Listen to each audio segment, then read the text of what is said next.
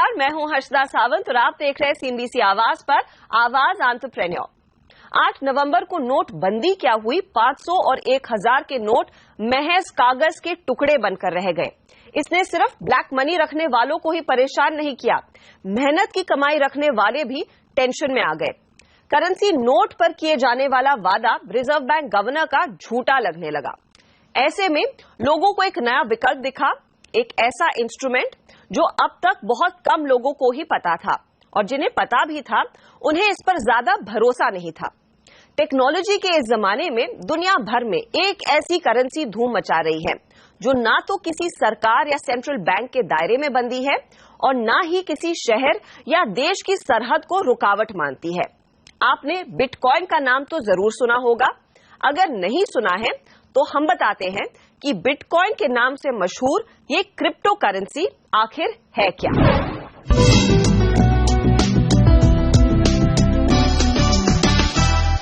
आजकल जब हम पैसे की बात करते हैं तो हमेशा हम फिएट करेंसी, यानी वो ऐसी करेंसी जो कि गवर्नमेंट ने बनाई है और गवर्नमेंट कंट्रोल करती है, उसके बारे में सोचते हैं। क्रिप्टो करेंसी, ये दो शब्द हैं, एक क्रिप्टो और करेंसी। करेंसी का मतलब तो हम सब समझते हैं। क्रिप्टो करेंसी का मतलब होता है कि क्रिप्टोलॉजी पे बेस्ड, यानी कि कंप्यूटर एल्गोरिदम से बनाई गई करेंसी। जब हम डिजिटल करेंसी, नेट बैंकिंग या कैशलेस ट्रांजैक्शन की बात करते हैं तो जो बैकग्राउंड में पैसा होता है वो वही रुपया होता है, डॉलर होता है, यूरो होता है, उसको हम डिजिटली स्टोर करते हैं, ना कि कागज पर। लेकिन जो क्रिप्टो करेंसी है जब बनाई जाती है, ये कंप्यूटर एल्गोरिदम्स के थ्रू बनती है, इसका नाम हमने क्रिप्टो करेंसी दिया है।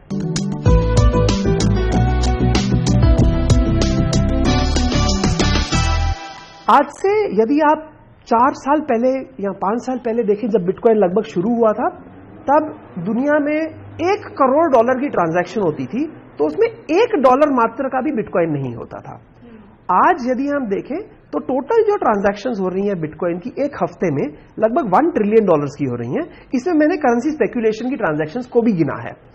इसके कॉन्टेक्स्ट में अगर हम ग्लोब की सारी करेंसीज, विश्व भर की सारी करेंसीज को देखें तो वो लगभग $70 ट्रिलियन की एक हफ्ते में हो जाती हैं। तो ना कम से कम बिटकॉइन की हैसियत 1-1.5%, 1.25% तक पहुंची है।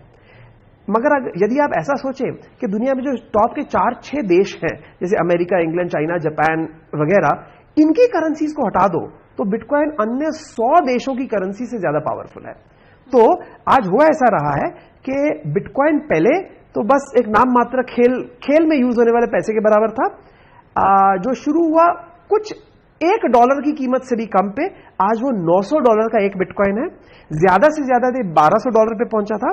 और दुनिया में जब कभी भी ऐसे कोई इवेंट्स हो जाते हैं जिससे लोगों को इनसिक्योरिटी होती है, जैसे कि यूएस में कुछ लोगों को इनसिक्योरिटी हुई जब डोनाल्ड ट्रंप प्रेसिडेंट बन गए, इंडिया में कुछ लोगों को इनसिक्योरिटी हुई जब नरेंद्र मोदी ने रुपी को, कुछ करेंसी को डिमोनेटाइज किया, उस समय हमने देखा है कि बिटकॉइन की कीमत हमेशा बढ़ती है, क्योंकि वहां पर हमें कम से कम यह मालूम होता है कि कोई भी सरकार इसको आके कंट्रोल नहीं कर सकती है।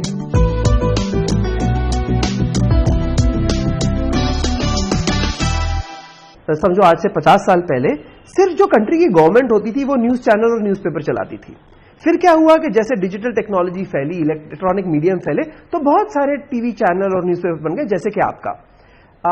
तो इससे क्या हुआ कि जो पावर थी इंफॉर्मेशन की वो थोड़ी डिस्ट्रीब्यूट हुई।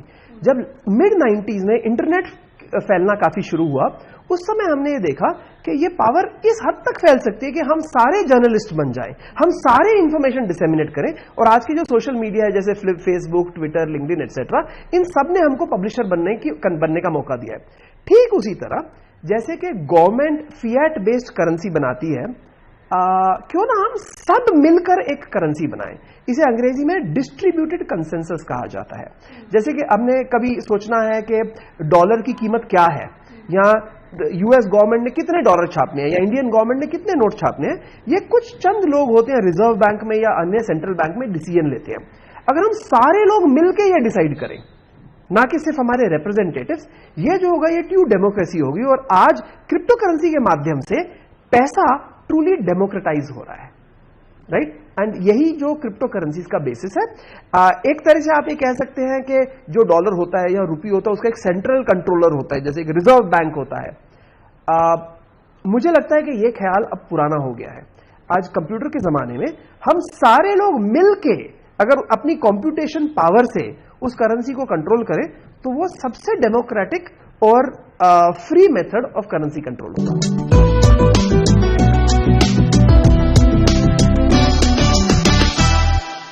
मुझे सिर्फ एक डिसएडवांटेज नजर आता है कि क्रिप्टो करेंसी जो है ये एक ट्रूली डिजिटल करेंसी है। इसका फिजिकल वर्जन नहीं होता, इसके ना तो नोट छापे जा सकते हैं, ना इनका कोई बैंक अकाउंट या पासबुक बन सकता है। इस कारण की वजह से जो ऐसे लोग हैं जिनके पास डिजिटल टेक्नोलॉजी के लिए एक्सेस नहीं है या डिजिटल टेक्नोलॉजी उनके लिए दूर की बात है, उनके सब तक तो बिजली या इलेक्ट्रिसिटी नहीं है तो किसी तरह का डिजिटल डिवाइस चला नहीं सकते, वो जो सारे लोग हैं वो क्रिप्टो करेंसी के दायरे से आज बाहर है। मगर चूंकि दुनिया की हर एक सरकार, हमारी सरकार भी आज कैशलेस ट्रांजैक्शन, डिजिटल इकोनॉमी की बात कर रही है, तो उस डिजिटलाइजेशन के संदर्भ में क्रिप्टो करेंसी मेरे ख्याल से जो फिएट करेंसीज हैं जैसे रुपीस, डॉलर्स एक्सेट्रा, उनके कंपैरिजन में उसके सिर्फ एडवांटेजेस हैं। यदि आप अपना जीमेल का पासवर्ड किसी कागज पे लिख देते हैं और मैं आपका पासवर्ड पढ़ के आपका जीमेल एक्सेस कर लेता हूं तो इसे हैकिंग नहीं कहा जा सकता, क्योंकि उसमें जीमेल की कोई गलती नहीं थी, ये आपने अपना पासवर्ड खो दिया।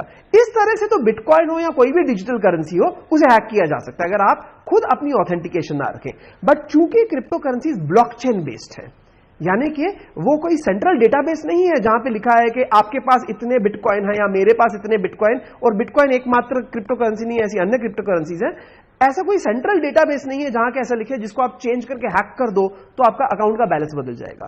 किसी प्रकार की ट्रांजैक्शन करने के लिए भी पूरा ब्लॉकचेन को माइन करना पड़ता है। इसके लिए क्रिप्टो करेंसी बहुत ही हाईली सिक्योर है एंड आज तक ऐसा एक भी एग्जाम्पल नहीं है, खास करके जो बड़ी क्रिप्टो करेंसीज है बिटकॉइन की तरह, जबकि ब्लॉकचेन को हैक किया हो, जिसमें सेंट्रली किसी ने जाके आपके $1 को $100 या एक बिटकॉइन को 100 बिटकॉइन बना दिया हो।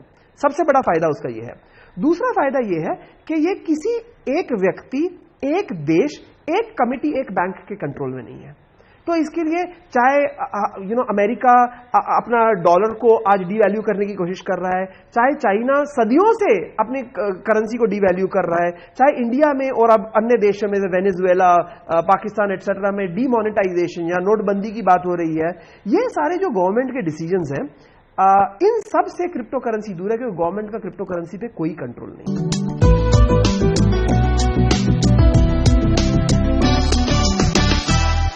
आज तक जो क्रिप्टो करेंसीज बनी थी और बंद भी हो गई, उन सारों को मिला दो तो 1000 से ज्यादा करेंसीज आई थी। उनमें से आज से 4 या 5 साल पहले बिटकॉइन अकेला अराउंड 95-96% मार्केट शेयर होल्ड करता था। आज अराउंड 2/3 यानी 66% मार्केट शेयर होल्ड करता है। मगर बिटकॉइन छोड़कर बस 3-4 ही ऐसी मेजर करेंसीज हैं जैसे Zcash, इथीरियम, मोनेरो, जो कि बिटकॉइन के साथ जोड़ लो तो लगभग 95 से 98% टोटल आ जाती हैं। बट वो छोड़ के ऐसे अन्य कई सैकड़ों करेंसीज हैं जो कि स्पेशल पर्पस करेंसीज गिनी जाती हैं। फॉर एग्जांपल ऐसी एक करेंसी है जिसे कहा जाता है रेड कॉइन। वो सिर्फ लोगों को जब टिप देना होता है, सब जो आपने एक फेसबुक पे अच्छी एंट्री की जो मुझे पसंद आई और मैं आपको किसी तरह के थोड़े से पैसे देना चाहता हूं उसके लिए, तो उसके लिए रेड कॉइन यूज किया जाता है। एक ऐसा कॉइन है जिसको बिट गोल्ड बोलते हैं, which is backed by gold, जैसे पुराना गोल्ड स्टैंडर्ड होता था करेंसीज का। सो अलग अलग कॉन्सेप्ट पे लोगों ने अलग अलग करेंसीज बनाई है। और ठीक उसी तरह जिस तरह कोई भी व्यक्ति आज ऐप बना सकता है, आज कोई भी व्यक्ति करेंसी बना सकता है, लेकिन उसका कोई मायने नहीं है क्योंकि वो करेंसी कभी यूज नहीं होगी। तो आई वुड से बिटकॉइन जो है सबसे अव्वल नंबर पे है।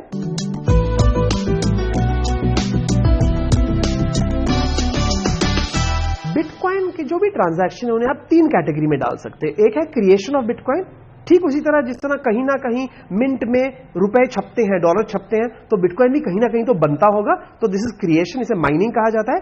दूसरा है एक्सचेंज, यानी कि हम एक फिएट करेंसी जैसे dollar, rupees, Australian dollar, euro लेके हम उसको एक्सचेंज कर रहे हैं बिटकॉइन से। एंड थर्ड इज हम बिटकॉइन को यूज कर रहे हैं, लेट अस से ई कॉमर्स वेबसाइट पे कोई सामान लेने के लिए। तो जो आखिरी का मैंने बताया वो तो बहुत मामूली सी बात है। इंडियन ई कॉमर्स वेबसाइट्स अब तक बिटकॉइन एक्सेप्ट नहीं कर रही हैं, मगर ग्लोबली काफी मेजर वेबसाइट्स हैं, ना सिर्फ वेबसाइट्स, इवन जैसे आप अमेरिका चले जाएं, कई जगहों पे रेस्टोरेंट्स हैं, दुकानें हैं जो कि पेमेंट बिटकॉइन में एक्सेप्ट कर लेती हैं।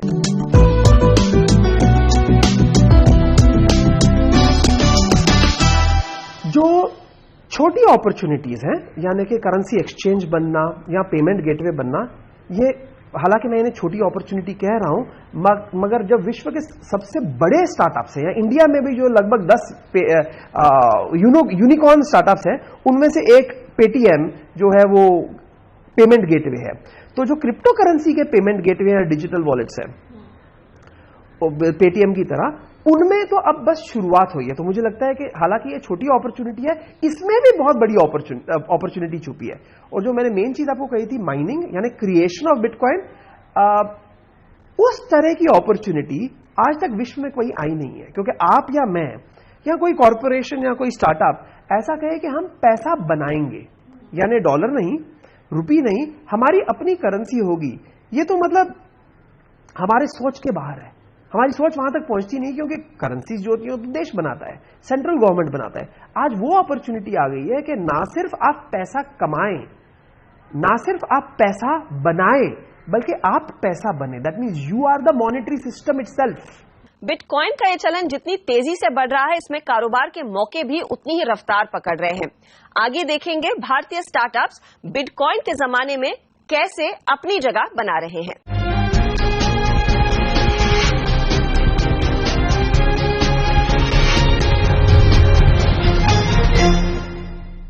वेलकम बैक, आप देख रहे हैं आवाज एंटरप्रेन्योर और आज हम आपको रूबरू करा रहे हैं बिटकॉइन बिजनेसेस से।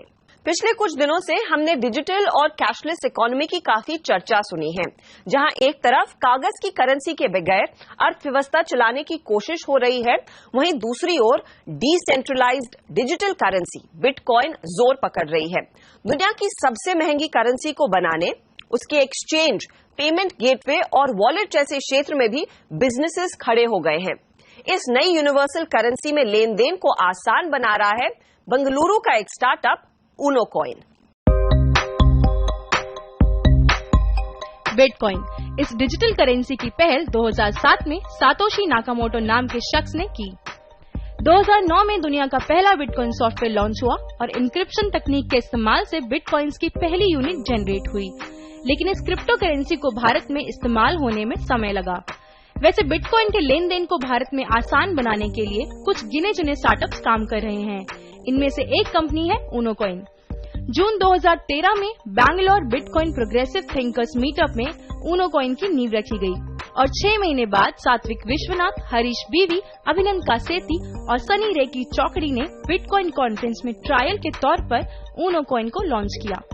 2014 से ऊनो कॉइन ने लेन देन की लिमिट तय करके पूरी तरह से ट्रेड ऑपरेशन बतौर कंपनी शुरू किए। While we propagated great things about Bitcoin, one question we couldn't really answer is where they can buy Bitcoin. So this gave rise to the idea that maybe we should put the platform together for those users to start buying and selling Bitcoin, and that gave rise to Uno Coin, which we have today. Uno coin एक bitcoin exchange है।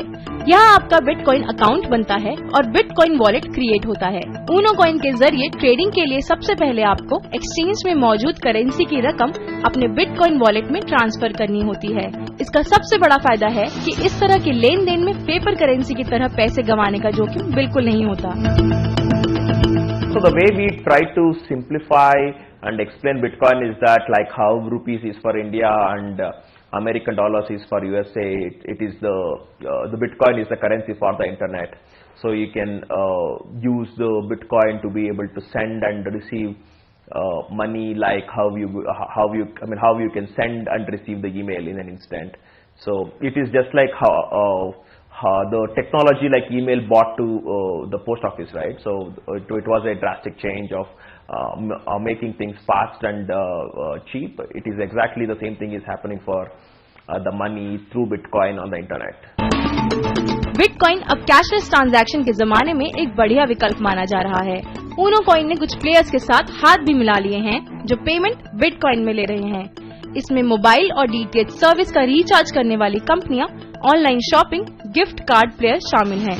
कई business भी इस currency का इस्तेमाल cloud server, online tech support सेवा खरीदने के लिए कर रहे हैं। लेकिन आखिर इसे कैसे इस्तेमाल किया जा सकता है?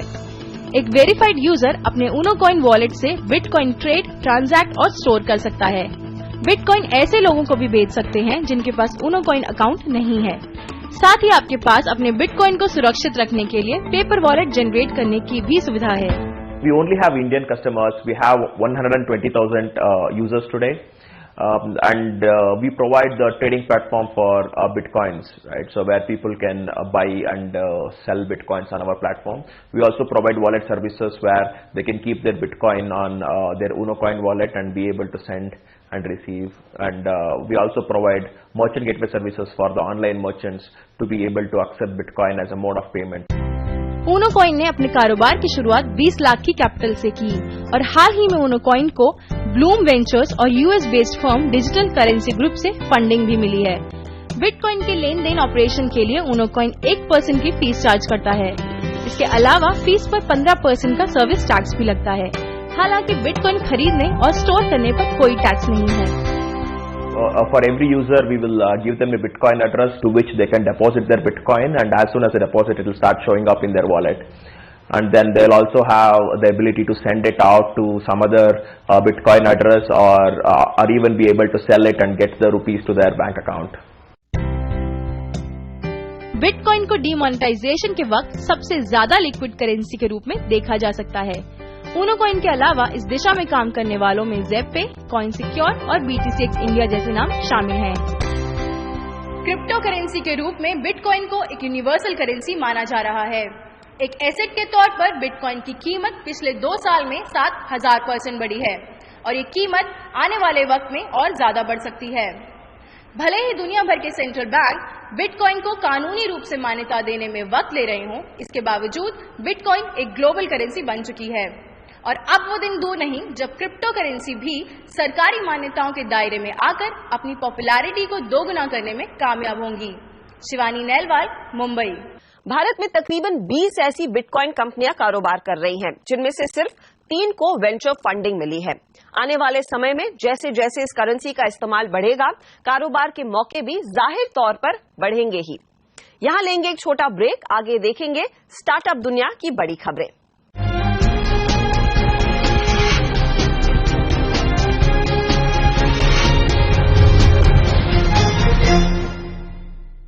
और आवाज एंटरप्रेन्योर के इस आखिरी हिस्से में नजर डाल लेते हैं कि इस हफ्ते कौन सी स्टार्टअप्स रही सुर्खियों में।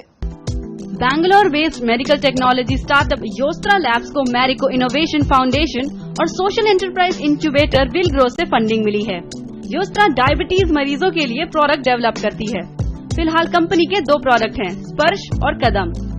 डायबिटीज के एडवांस स्टेज के मरीजों में एम्पुटेशन को रोकने के लिए योस्त्रा ने टेक्नोलॉजी डेवलप की है, जो इस बात की तहकीकात करती है कि पेशेंट को टच और वाइब्रेशन का एहसास हो रहा है या नहीं। गुड़गांव बेस्ड कार सर्विसिंग और रिपेयर स्टार्टअप वाव कार क्लिनिक ने एंजल फंडिंग जुटाई है। हालांकि रकम का खुलासा कंपनी ने नहीं किया है। जेमिनी सॉल्यूशन के विशाल मलिक और IITs के ग्रुप ने निवेश में हिस्सा लिया है। वाव कार सर्विसिंग और रिपेयर का मार्केट प्लेस मॉडल है। फैशन पोर्टल फाइंड को फेसबुक के पूर्व एग्जीक्यूटिव आनंद चंद्रशेखरन से फंडिंग मिली है। इनके अलावा इस राउंड में अरविंद स्पोर्ट्स लाइफस्टाइल के राजीव मेहता, लिव स्पेस के रमाकांत शर्मा भी शामिल हैं। फाइंड एक फैशन ई-कॉमर्स पोर्टल है जो लेटेस्ट इन स्टोर फैशन को ऑनलाइन लाता है। कंपनी की शुरुआत 2013 में फारूक अदम, हर्ष शाह और श्री रमन MG ने मिलकर की थी। कंपनी नजदीकी फैशन आउटलेट से प्रोडक्ट सोर्स करके 24 घंटे में डिलीवर करती है। फाइंड की प्रोडक्ट रेंज में एथनिक वेयर, शूज, बैग्स और क्लोथिंग शामिल हैं। सोशल इम्पैक्ट इन्वेस्टमेंट फर्म आविष्कार ग्रामीण इलाकों के बिजनेस को फंड करता है। आविष्कार 100 से $150 मिलियन का फंड जुटाने जा रहा है, जो खास तौर पर अफ्रीकी मार्केट में लगाया जाएगा। आविष्कार के CEO विनीत राय ने कहा है 2017 के पहले 6 महीने में फंड जुटाया जाएगा और अगले साल तक क्लोज किया जाएगा। इसी के साथ इस एपिसोड में इतना ही। अगले हफ्ते आपसे फिर मुलाकात होगी कुछ और इंटरेस्टिंग आइडियाज के साथ। नमस्कार एंड टेक केयर।